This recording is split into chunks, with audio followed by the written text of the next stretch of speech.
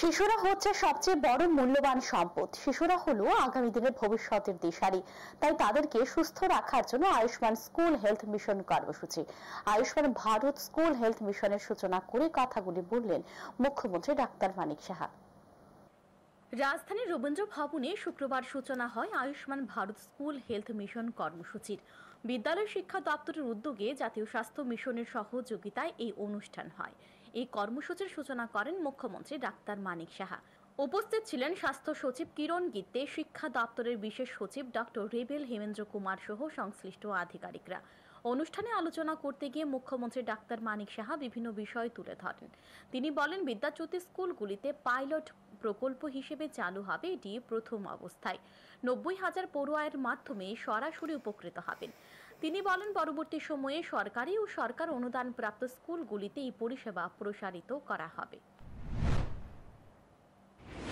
যে আমাদের ফ্ল্যাগশিপ প্রকল্প আছে, বিদ্যাজ্যোতি ফ্ল্যাগশিপ প্রকল্প প্রথমে পাইলট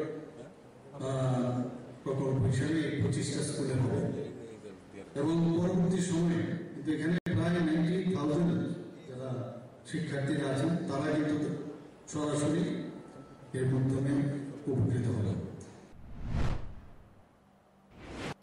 মুখ্যমন্ত্রী এদিন আরো বলেন, স্বাস্থ্য পরীক্ষা, রেফারেল সিস্টেম, বিশেষ ব্যবস্থা সহ প্রাথমিক চিকিৎসা, পরিচর্যা এসবের উপর ভিত্তি করে এই কার্যক্রম। স্কুলে পড়ুয়ারা 6 থেকে 7 ঘন্টা থাকে, তাই এই কার্যক্রম কার্যকরী ভূমিকা নেবে বলে মুখ্যমন্ত্রী আশা ব্যক্ত করেন। শিশুরা যদি সুস্বাস্থ্যের অধিকারী হন তাহলে লেখাপড়ার দিকে নজর থাকবে। সুস্বাস্থ্যের অধিকারী হতে গেলে যোগ ব্যায়াম, খেলাধুলার সঙ্গে যুক্ত থাকতে হবে। শরীর যদি খারাপ থাকে মানে কনসেন্ট্রেশন হবে না, তো তার যদি সুস্বাস্থ্যের অধিকারী হয় তাহলে পড়াশোনার দিকে মন নজর থাকবে এবং এই সুস্বাস্থ্য অধিকারী হতে গেলে যোগ ব্যায়াম থেকে আরম্ভ করে স্পোর্টস ইভেন্টের সাথে তার যুক্ত হতে হবে। এদিনের অনুষ্ঠানে বিভিন্ন স্কুলের শিক্ষক শিক্ষিকা সহ অন্যান্যরা সংশ্লিষ্টরা অংশ নেন। এখন দেখার এই প্রকল্প সঠিকভাবে স্কুলগুলিতে বাস্তবায়িত হয় কিনা। Bureau report, news today.